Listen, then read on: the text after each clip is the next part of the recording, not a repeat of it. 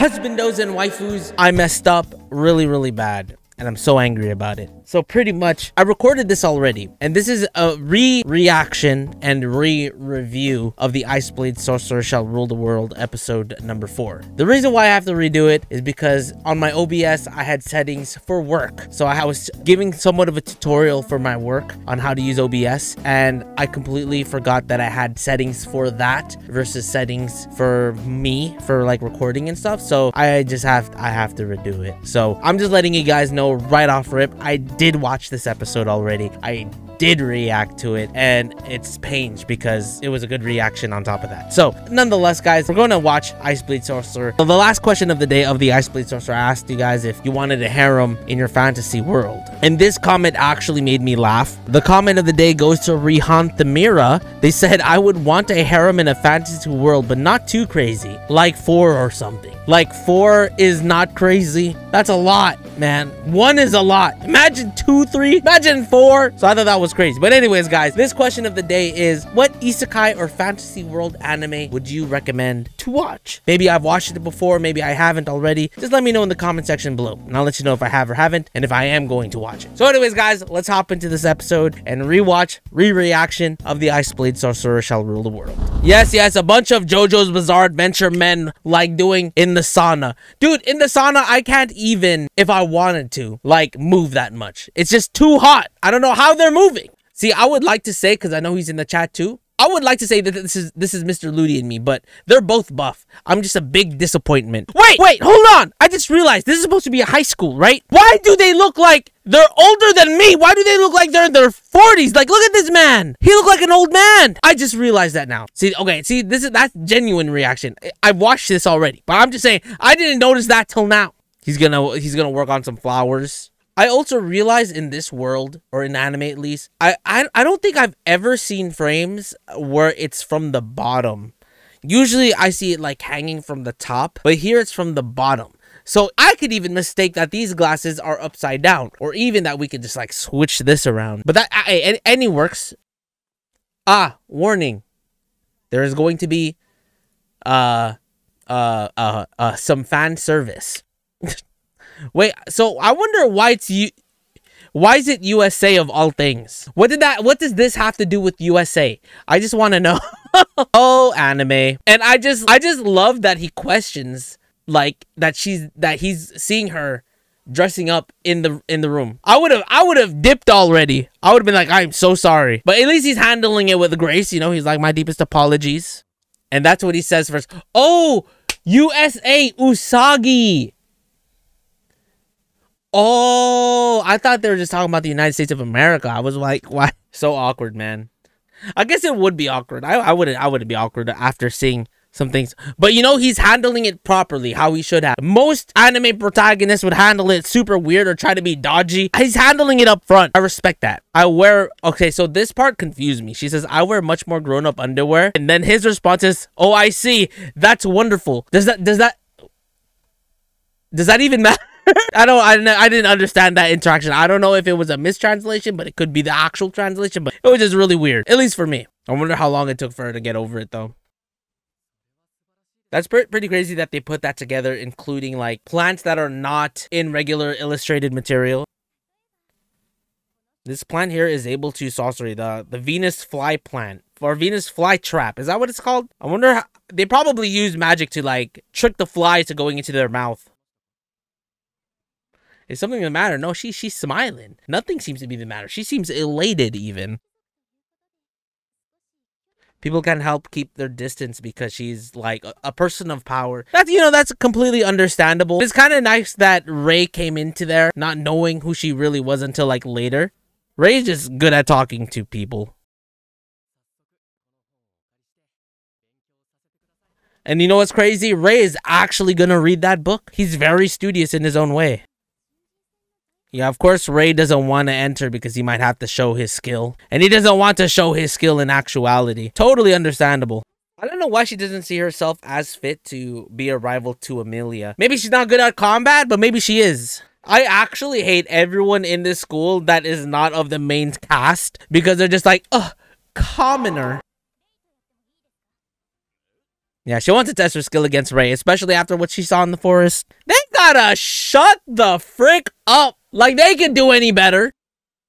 She definitely disregards the teacher giving his own explanation. It's like, shut the frick up, teacher. I'm gonna ask Ray myself since you can't do anything about it. A person of authority.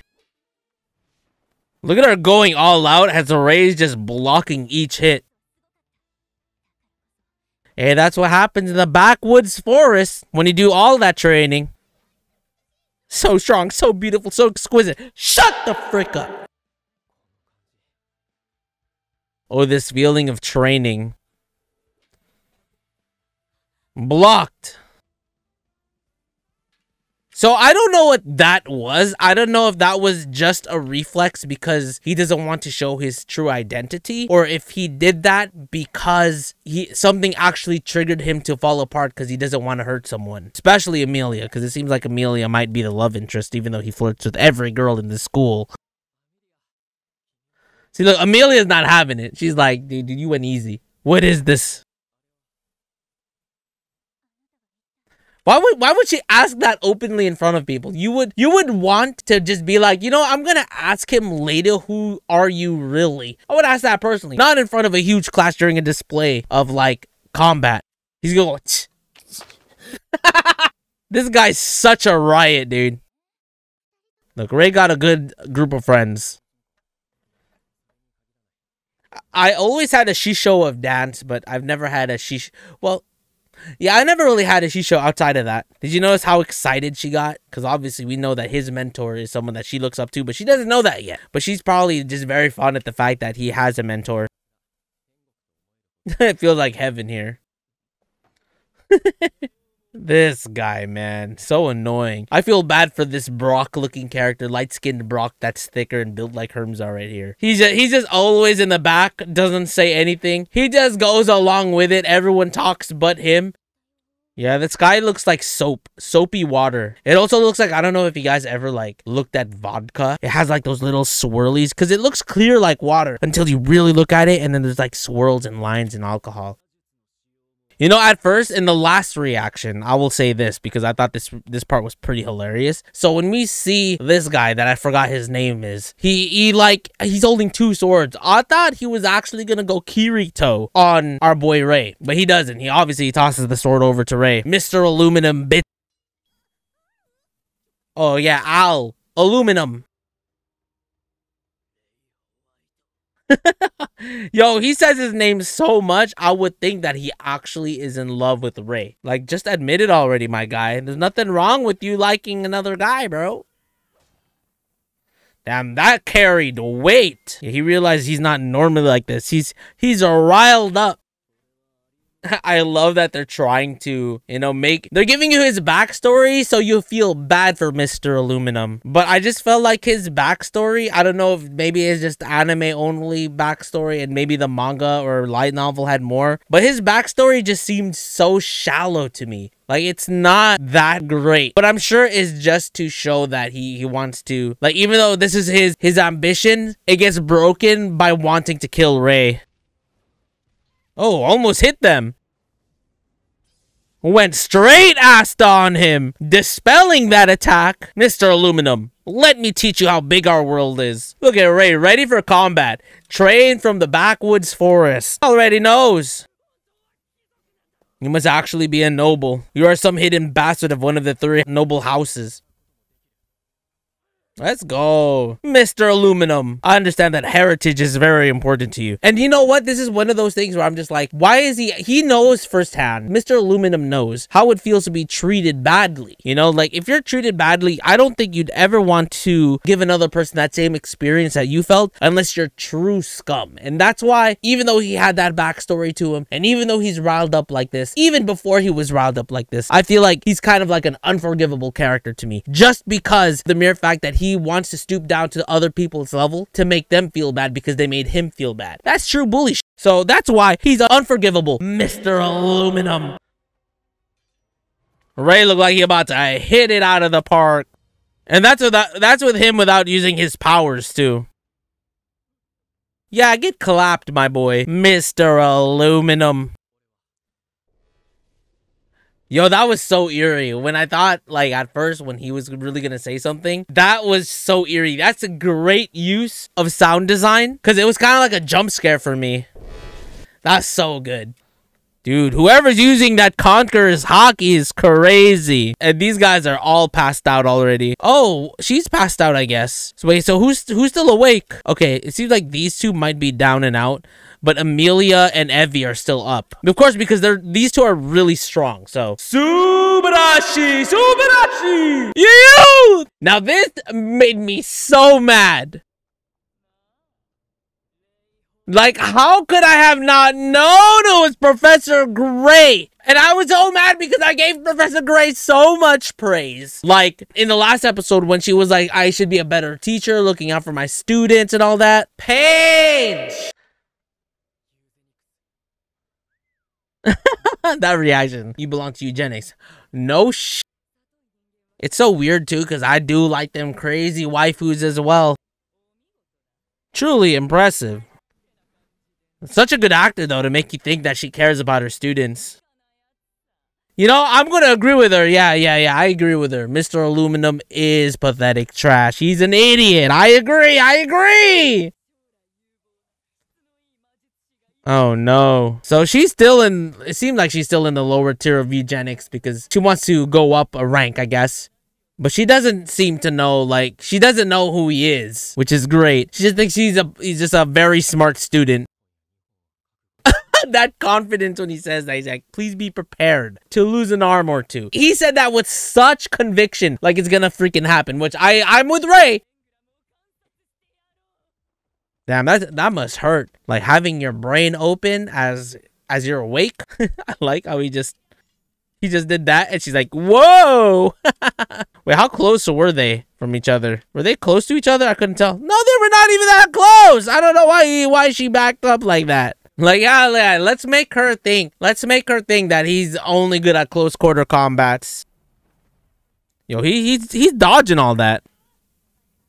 You know, I'm not gonna lie, that's very smart of her to do that, because most evil people would still continue to try to attack the main protagonist, but instead, and she's like, let me attack his friends, because he's gonna have to save them.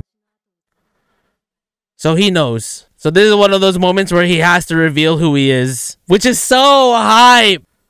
Chongyun, the Ice Blade Sorcerer. But the Ice Blade Sorcerer title had been passed on to a certain point, which is him. I wonder what the prerequisites were for him to take on the title of the Ice Blade Sorcerer. See, I think Pokemon ruined my thought process of like ice versus fire, because you would think fire is super effective against ice because it can melt ice. But in other anime, ice is strong against fire because it has properties of water. Anti-material code. Goddamn. Who the hell are you? He's Chongyun from Genshin Impact. See, look at that. The ice withstood the heat. I love that Professor Gray's thinking that she could run away. Oof. Ow. Ow. I am the Ice Blade Sorcerer. The funniest thing is she's like digging herself in a bigger hole by wanting to do all of this. Acting like this Ice Blade Sorcerer actually wants that type of power. No, he wants to protect his friends. She literally tried killing his friends. Of course he doesn't give two shits about eugenics.